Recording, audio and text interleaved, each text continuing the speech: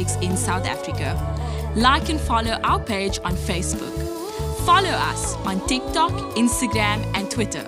Subscribe to our YouTube channel and hit that notification bell so that you don't miss out on anything.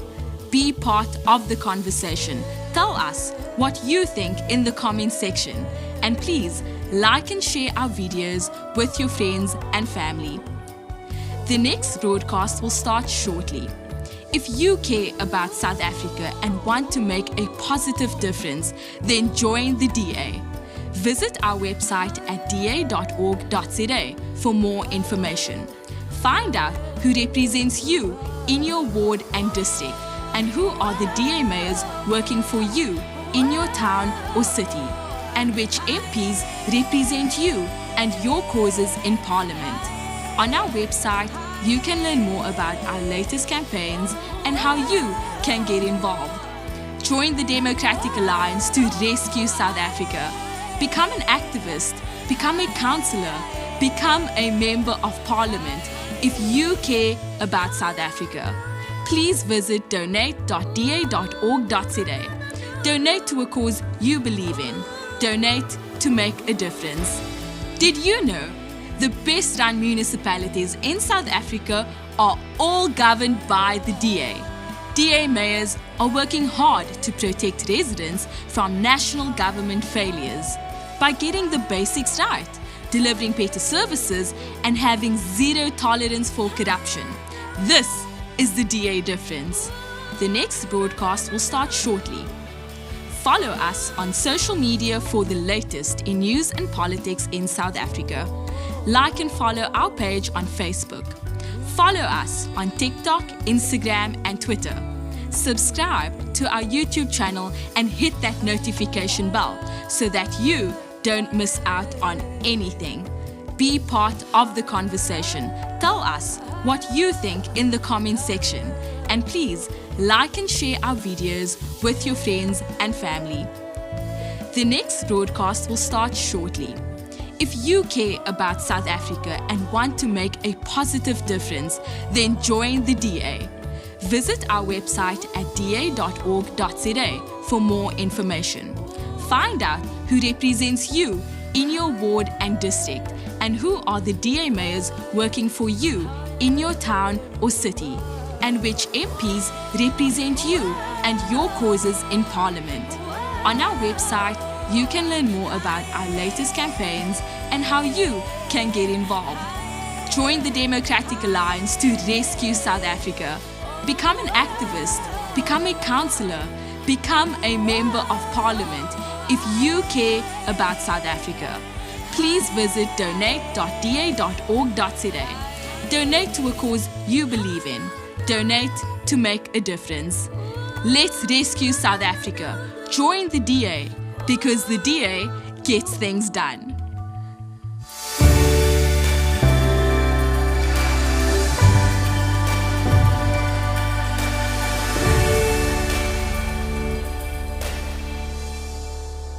This is the first State of the Nation address for the 7th Parliament, and the first SONA made up of GNU parties. Democratic Alliance leader John Steenhuisen says his party now has a meaningful role to play in the reconstruction of the country. Our responsibility is to now meet the challenge of the hour and to help turn South Africa around. I think it was a really good sign that the DA came out and said, look, we are committed to the GNU. The market historically have liked the DA and liked their policies. The DA maintains that all South Africans deserve an opportunity to put food on the table for themselves and their families. And the secret to doing so is having sustainable jobs, having an economy that is growing fast enough to maintain these jobs. We see that DA ministers are taking their jobs very serious and making to ensure that things actually move forward. And you know what the DA ministers have been doing. They have been performing. The new Public Works and Infrastructure Minister, Dean McPherson, seems to have hit the ground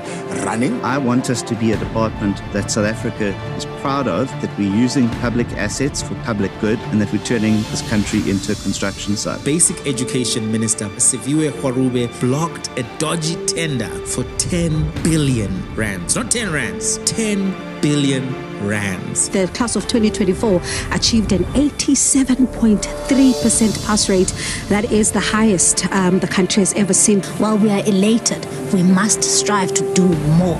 Agriculture was the largest positive contributor in the first quarter of this year, expanding by 13.5%. The Minister of Agriculture, also, of course, the leader of the Democratic Alliance, part of the national delegation in Davos. Agriculture, food safety and security and the bioeconomy are now right at the top of the world agenda and all of the multilateral systems. People are realizing how important agriculture is for the bioeconomy and for global sustainability, particularly on food security. Following the inception of the 7th administration, there has been major moves from various departments in tackling issues plaguing the nation. Ultimately, we want to make sure that every South African is digitally connected so that we can unlock the power of the digital economy. Forestry, Fisheries and the Environment Minister, Dr. Leon George, has outlined his priorities for the year. Dr. George has promised to consult widely on 2025 decarbonisation pledge. He says he'll be focusing on implementing ambitious actions. It's another positive outcome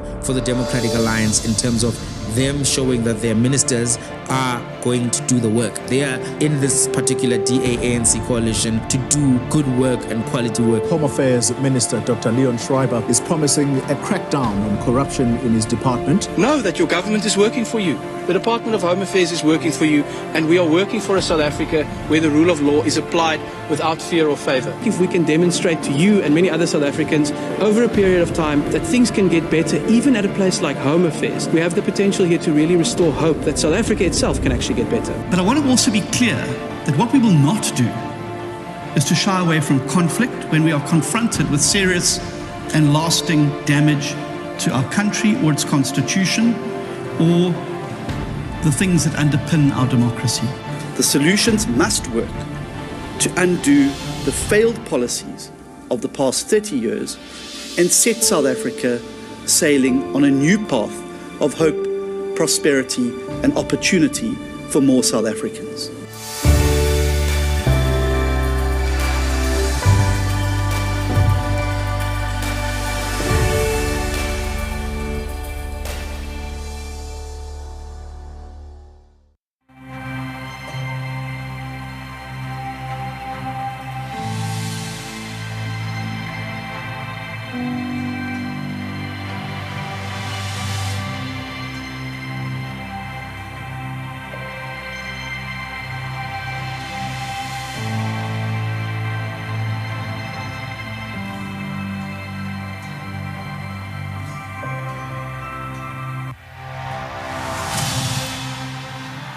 Democrats, South Africans, good morning and welcome to our 2025 Democratic Alliance pre-SONA event. My name is Karabo Khachal, DA National Spokesperson, and I today will be your MC. Colleagues, I'd like to take this opportunity. I need to catch my breath also. Those staircases were a lot. I'll go to the gym.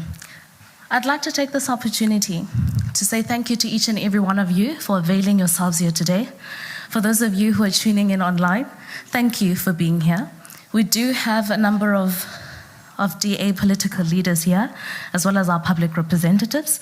Amongst us here today, we have the federal leader of the Democratic Alliance, that is John Steenhuisen. We have our national spokesperson, Willie Okamp. We have our members of parliament, the deputy chief whip, Baxolile Notata, as well as we have Jan de Villiers here with us. We have the Deputy Minister of Water and Sanitation, that is Ndadesa Losi-Tlolo, the Deputy Minister of Small Business Development, that is Mayor Jane Sithole. We have our DA Member of Parliament there here as well, that is Ian Cameron, as well as the Mayor Bridget Masango. And I see at the back there as well, we have our DA, other MPs, that is Werner Horn here, as well as the Chief Whip of the Democratic Alliance in Parliament, that is George Michalakis.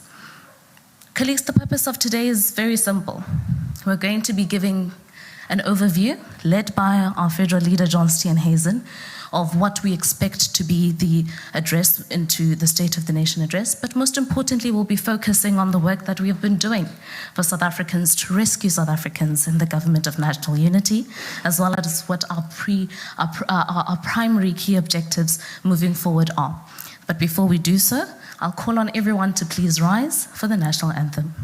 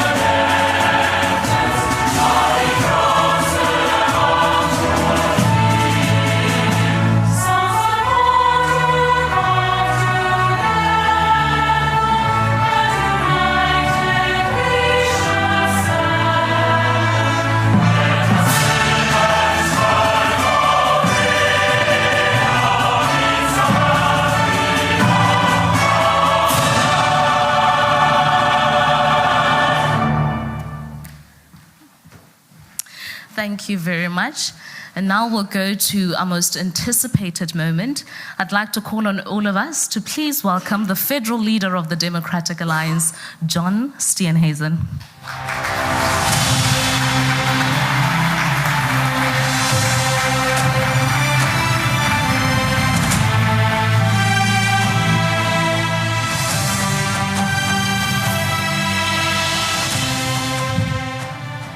Good morning, ladies and gentlemen, colleagues, fellow Democrats and friends.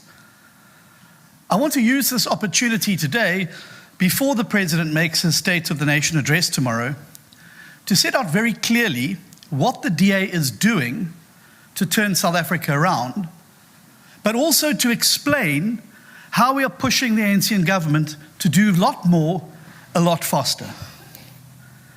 The reality is that unless the Government of National Unity urgently implements policies that drive economic growth and enable job creation, South Africa will fail. The hopes, the livelihoods, the dreams, the aspirations, and the security of the South African people are on the line. And those are the stakes. And they are high stakes indeed. And that is why the Democratic Alliance took the decision to make growth and jobs our simple overriding objective within the Government of National Unity. And we are delivering this in the ministries that we run. In agriculture, I'm driving the growth and jobs agenda in 4 ways. Firstly, I'm reviewing and reforming legislation and regulation that is outdated or impedes the growth of the sector. Last year at the Forum on China-Africa Cooperation, protocols were signed to expand the trade in dairy and beef and wool protocols. And this is part of a concerted effort to ensure that we improve market access for South African agricultural products around the world. And that where possible, we deepen and expand existing trade agreements, but we also go on the hunt for new opportunities for South African products around the world. When our products make it to export markets, they create jobs and they help expand growth in the country. Just yesterday, I announced the reopening of the export of apples to Thailand, a sector that had been closed off to us for over 16 years.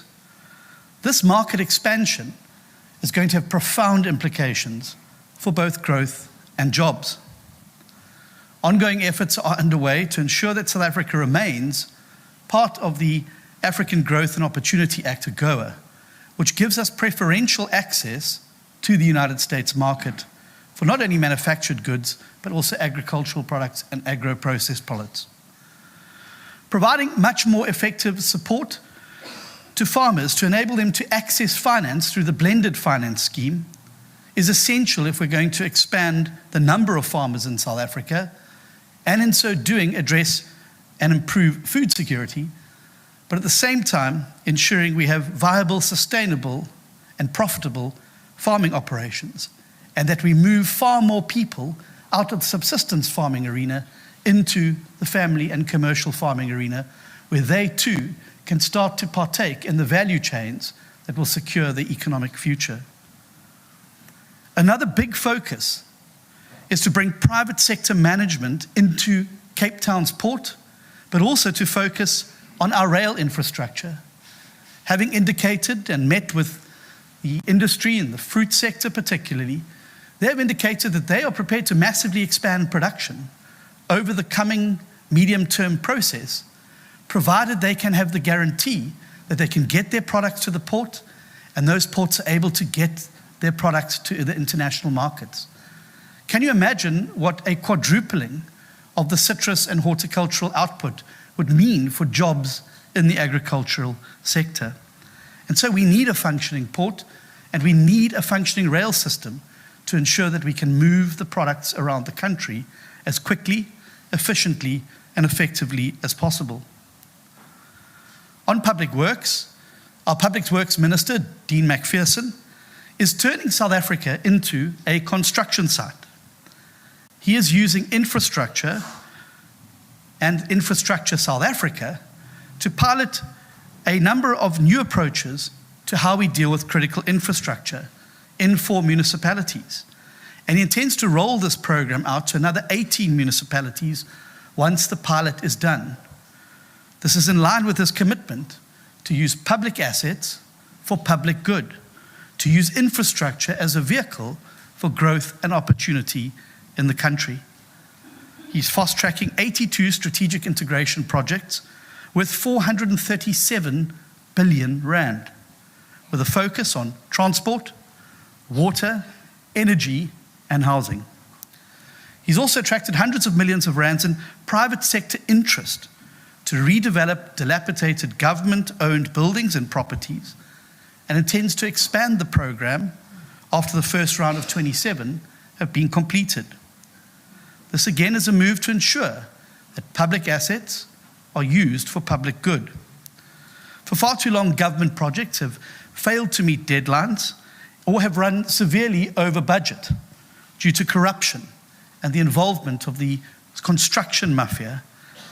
And as Minister McPherson has said very clearly, their days are now numbered after he piloted a program in eThekwini that brought the police, players in the construction sector, and various other role players together to combat the scourge of the construction mafia, which for far too long has led to inflated prices, has held back growth, and ensured that we aren't able to proceed with those projects. At the Department of Home Affairs, Dr. Leon Schreiber has rewritten South Africa's visa regime to enable a massive inflow of the skills that we need in South Africa to unlock the job creation benefits that inevitably follow when that happens. Even more boldly, he is now digitizing Home Affairs in its entirety. South Africans can now look forward to doorstep delivery of passports and smart IDs, a Home Affairs presence in hundreds and thousands of more bank branches across South Africa, a modern electronic travel authorization system to enable secure online digital application, adjudication, and communication of all visa outcomes, and a secure digital system to eliminate identity fraud, drive financial inclusion, eliminate waste and duplication in government services, and revolutionize the way citizens interact with government. He's putting the home back into Home Affairs. The economic knock-on effects of a properly run Department of Home Affairs will give people a faster, easier route into the economy, and will finally put an end to the ridiculous requirements that it takes for us to bring in skilled workers to come into South Africa and share their expertise and assist us with the process of growing our economy and creating jobs.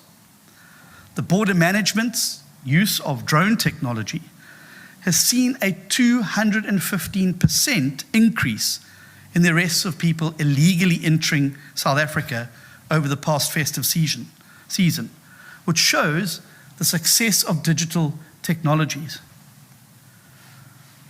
Through the Department of Communications and Digital Technologies, Solly Malatsi is driving an ambitious plan to get cheap smartphones with fast internet connections into the hands of millions of poor South Africans. By 2029, he wants the majority of South Africans to be connected.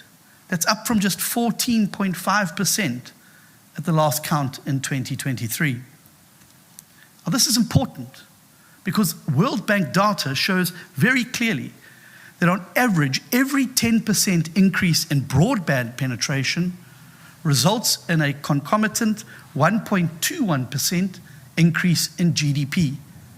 We need that economic growth.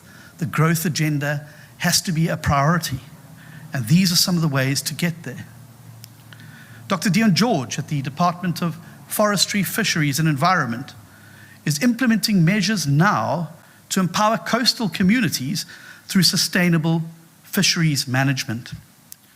The department is advancing policies to ensure that we are able to support small-scale fishers and improve the regulation of aquaculture and commercial fishing industries. In particular, 12 proclaimed fishing harbors have been identified now as coastal economic hubs, providing opportunity for growth and jobs to the communities they serve, while at the same time massively improving food security. In another move to help small-scale fishers, the Department of Forestry, Fisheries and the Environment has allowed subsistence fishers to catch 36% more of legal species. This will reduce the cost of the living burden on these households and improve food security, whilst not compromising the sustainability of our fish stocks. The department is developing innovative financing mechanisms to attract both private and public investment in ecotourism, conservation and environmental infrastructure. The National Biodiversity Economy Strategy is projected to create 397,000 new jobs and inject 127 billion rand into the economy annually by 2036. In education, Siviri Gahube, despite managing an ongoing funding crisis that can also only be resolved if we're able to grow the economy so that it generates the money we need so that we can fund education fully, is still driving reforms aimed at improving education outcomes. A strategic reorientation of the education system towards early learning, which is the most important phase in a child's education. She's launched the Social Compact for Early Childhood Development, aiming for universal access to quality early childhood development for every single child in the country. This effort has already yielded over 600 million rand to establish an outcomes fund. This fund will provide ECD development services to around 100,000 children and improve care quality in 1,500 early childhood development programs over the next 3 years.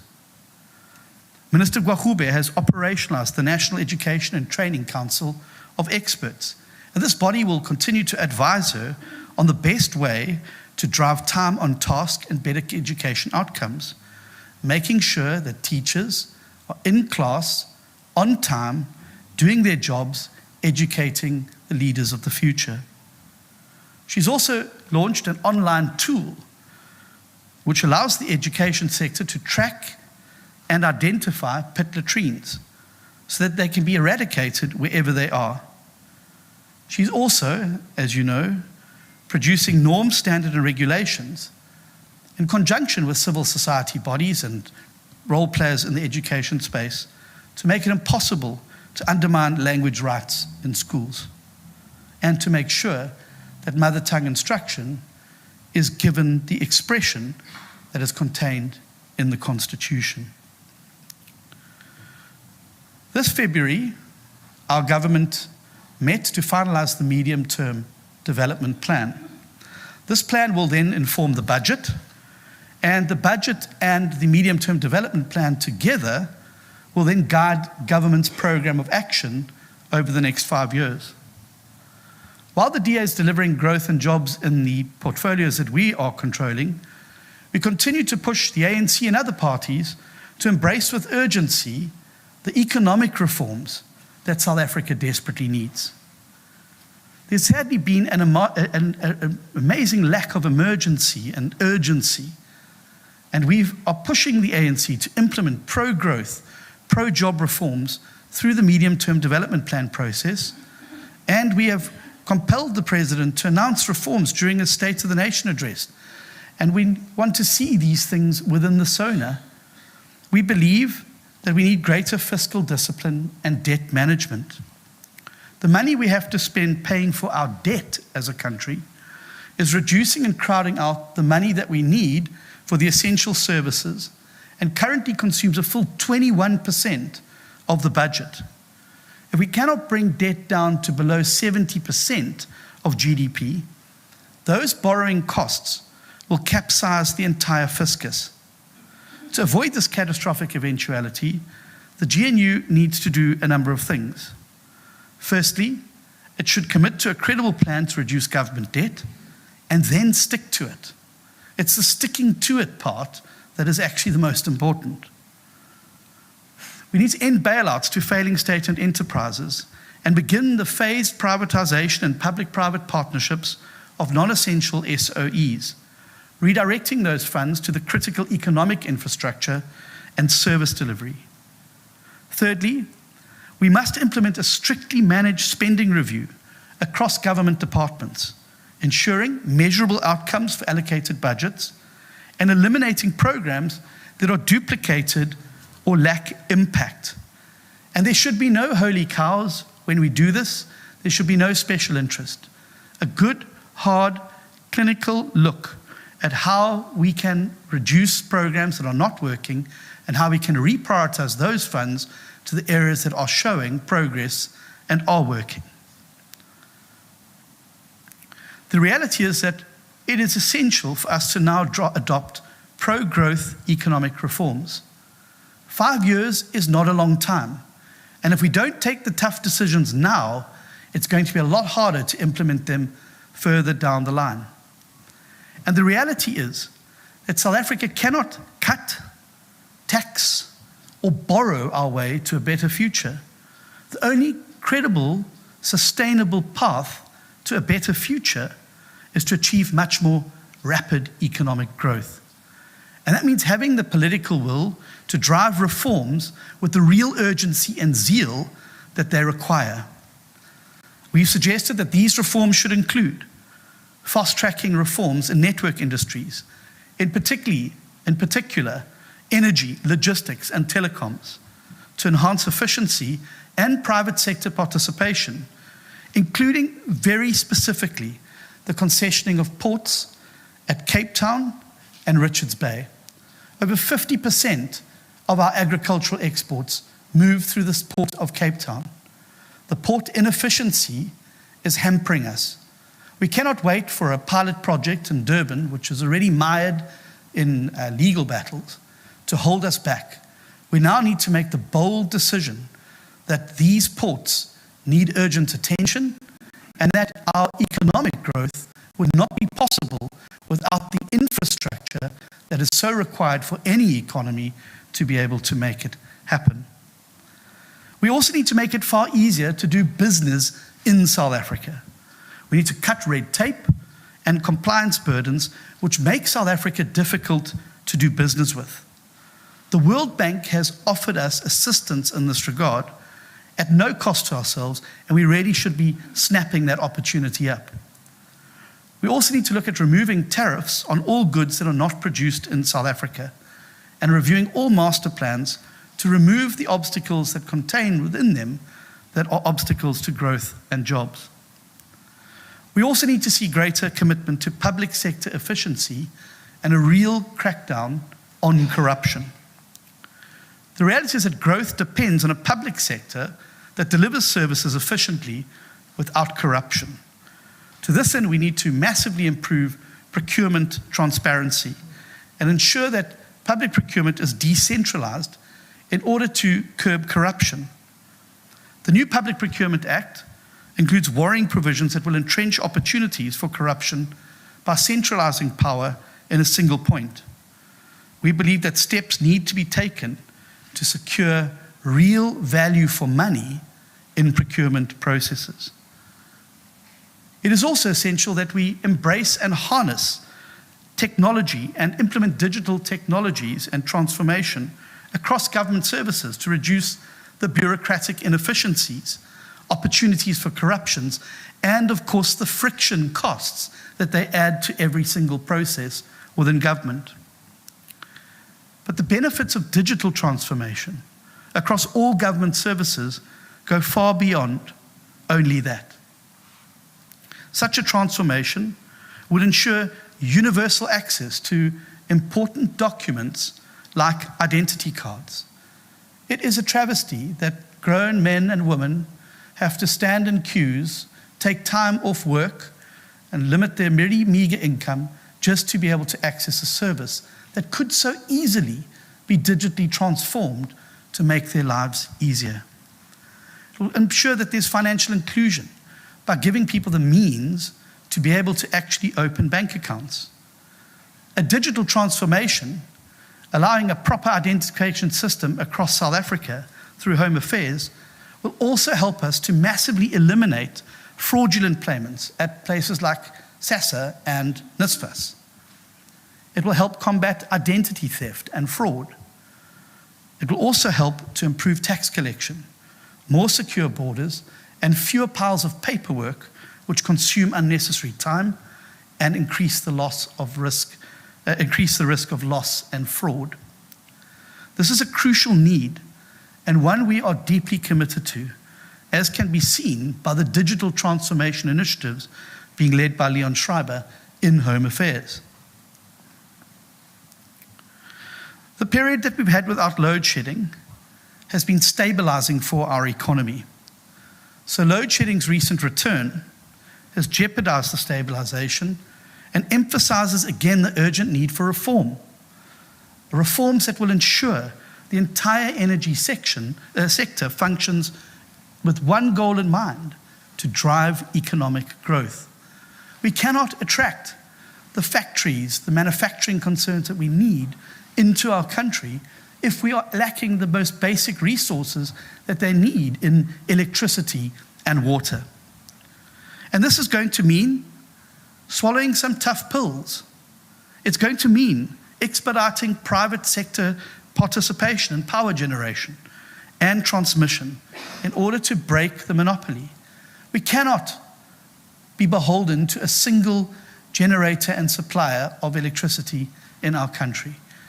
And if anything has shown us the last week and a half, we need to accelerate those reforms in order to ensure it happens. It also means a very clear timeline needs to be set out and established for both the vertical and horizontal unbundling of Eskom and the removal of regulatory barriers to a competitive energy market.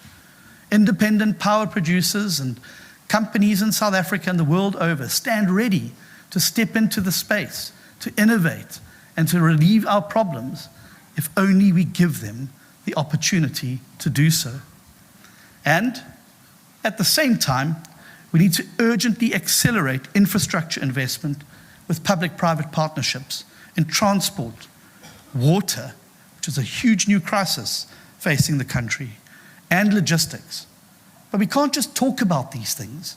We must put the reforms on the table, we must get out there and do them, and we must hold ourselves accountable to specific timelines in order to achieve those. We also need to reimagine economic empowerment in our country.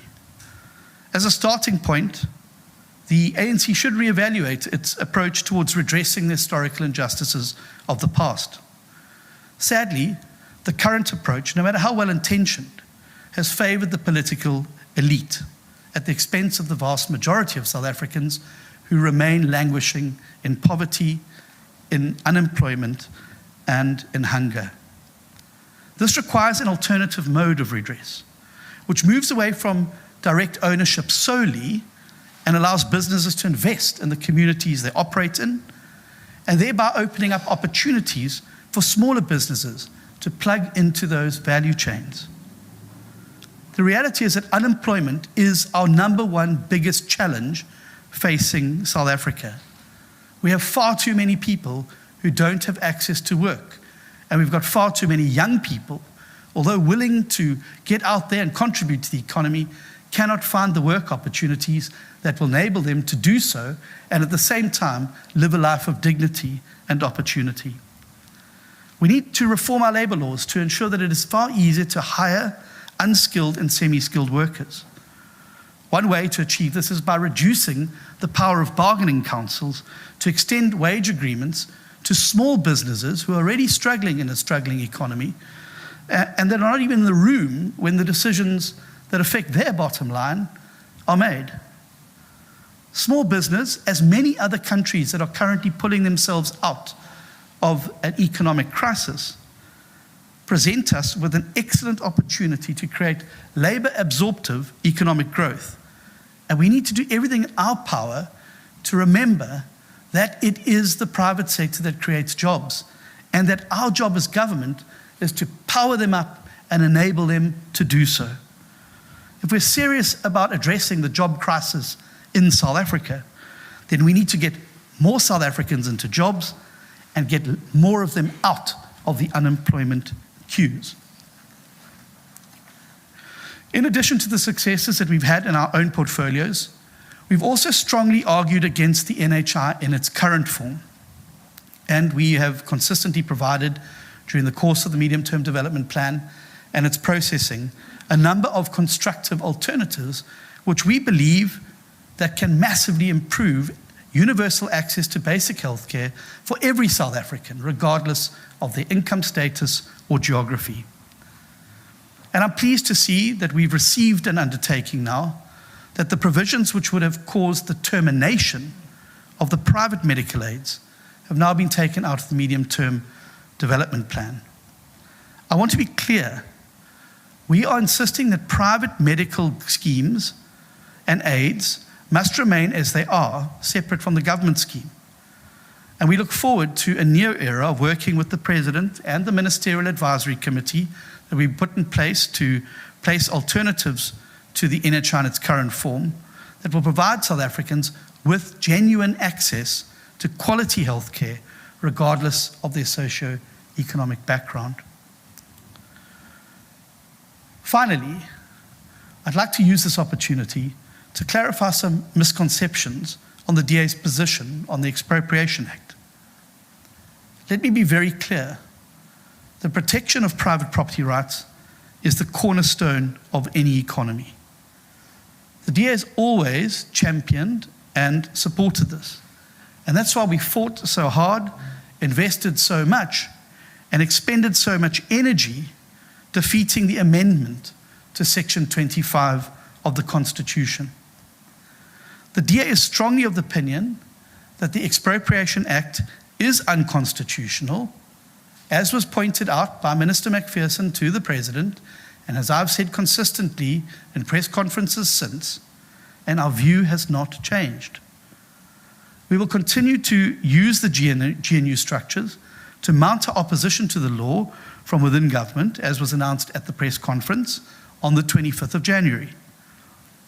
As I said at that time, and in the immediate aftermath of the signing of the bill, we will approach the courts, arguing that this act is indeed procedurally and substantively unconstitutional. And that position has not changed.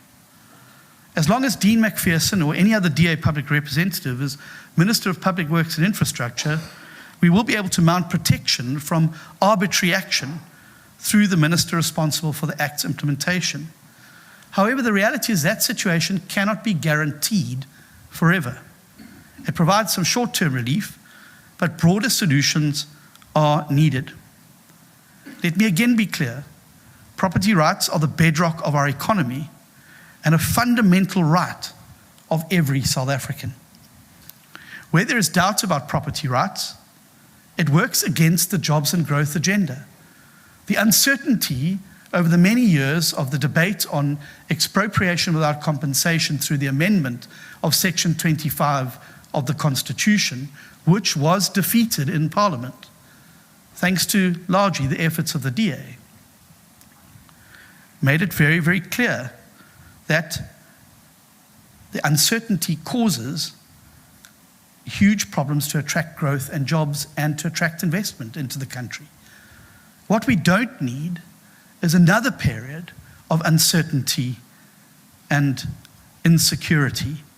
And that's why we believe the bill, as we said at the beginning, should have gone back to Parliament so we could have fixed these problems and ensured we had a bill that was compliant with Section 25 and which ensured that we have proper redress of land ownership in South Africa through the variety of other acts that are there, but at the same time had an Expropriation Act that was compliant with both Section 25 as well as the Constitution and the Bill of Rights contained within it.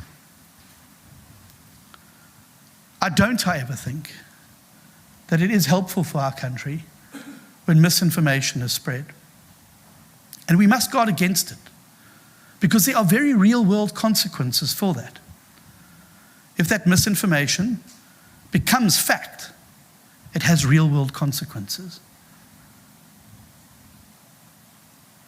And if it leads to the cancellation of aid if it leads to the cancellation of preferential access to certain markets, it will have an effect on all South Africans. But mostly, it will have an effect on those who are currently taking advantage of these systems. And as the Minister of Agriculture, it concerns me that some of this misinformation may well lead to real-world consequences that could see us losing preferential access for agricultural goods in other markets, and excessive tariffs being put on South African goods and services. And the impact that that will have for agricultural jobs through the entire value chain simply cannot be overestimated.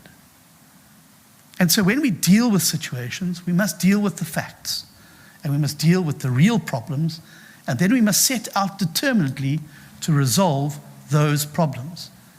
That is why the DA is going to court, as we've said from the beginning, to challenge the Act on the basis I've outlined, and while we will do whatever we can to ensure that we have an expropriation bill that is in line with our Constitution and which safeguards the rights of every South African contained in Section 25 of the Constitution, which remains unamended. Now, there's been a lot of talk and commentary in recent weeks about the DA's approach to the future of the Government of National Unity. And I want to take some time to address that now. Around 8 months ago, we entered the Government of National Unity for two key reasons. Firstly, to block the radicals in the EFF and MK from getting their hands on the levers of power, knowing the destruction that would be wrought if they were given these levers of power. And secondly, to use the opportunity to turn South Africa's economy around, to entrench and foster the growth agenda, and to create jobs for the millions of South Africans who do not have the dignity of work. And I believe fundamentally that no matter how difficult the going has been, and no matter how tough the analysis that has been shared has been, it is undeniable that South Africa is immeasurably better off now for having the DA in government. And so we will continue to fight inside this government for more growth, for more jobs, and to block dangerous things and to block the ANC when it seeks to cause the country serious, lasting damage. Now, let me be clear. We did not receive 51% in the election. Goodness me, I wish it had been the case. Life would have been a lot easier today.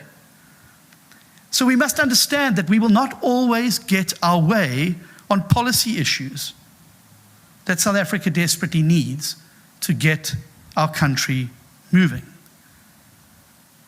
However, you can be assured that the DA continues to fight every single day within Cabinet, within the Cabinet committees, and within the corridors of power to fight for the reform agenda, to generate economic growth and create jobs.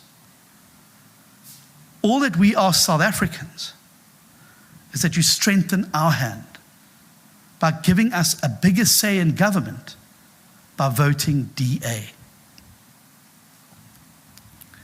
And nobody must be under any illusion that the breakers are not sitting in the wings, salivating at the prospect of the fall of this government, so that the very looters and breakers who have brought our economy to its knees, pushed our people into the unemployment queues, and robbed the opportunity from our children, can get their seats back at the cabinet table.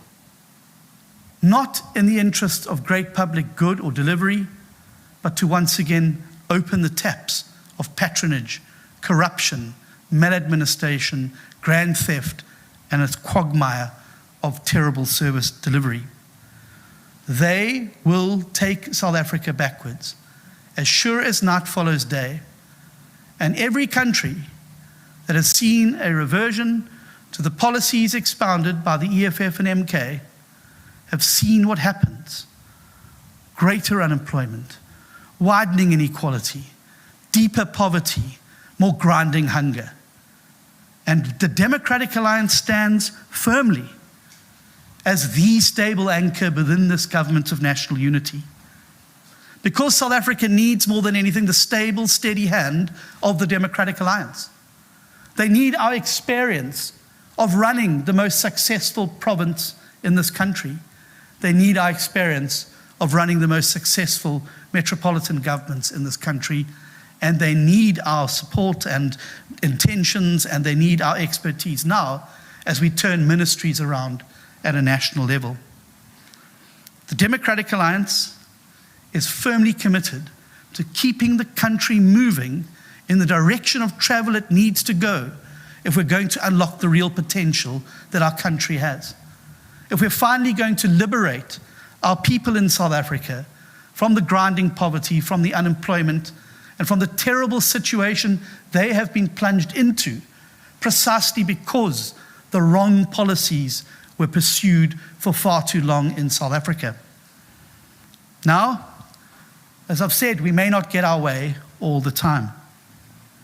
But I want to promise this to every single DA voter and every single prospective DA voter, that we will fight tirelessly every single day for the reform agenda in South Africa.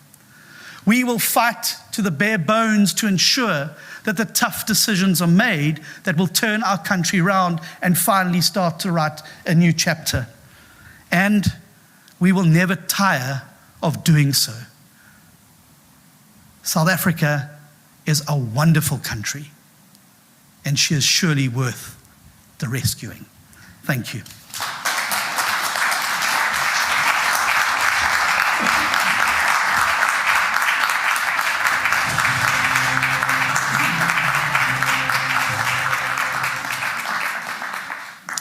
Thank you very much, John. When I listened to that speech, it made me extremely proud to be a member of this party. It made me proud to realize that, and I'm subjective now, but that I am part of something great. To listen to you, John, telling us not only what should be done, but also give practical examples of what has been done. I want to thank you, John, for your leadership.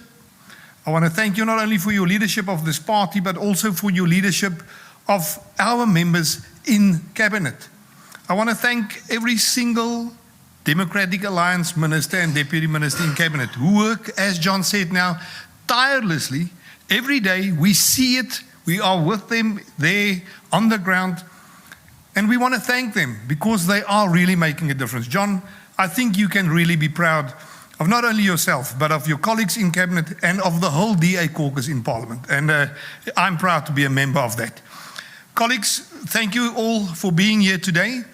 I want to thank all our viewers at home that you took your time, and that you listened to what the DA has to say. We are looking forward to the State of the Nation address, which will be the first State of the Nation address where there are other parties in this government. I think that South Africa is on the right trajectory, and I was glad that you could be part of watching that today as well. I also want to thank all the members of the media. Guys, thank you for always being there. We are going to have some one-on-ones after the procedure here ended. The one-on-ones will be with John, our two deputy ministers that are here, together with myself, as well as my co-national spokesperson, Karabu Gagau. We will do it here or downstairs, but we will interact with you with regards to that. Thank you very much for being here. We're looking forward to tomorrow, and let's take this country further and forward together. Thank you very much.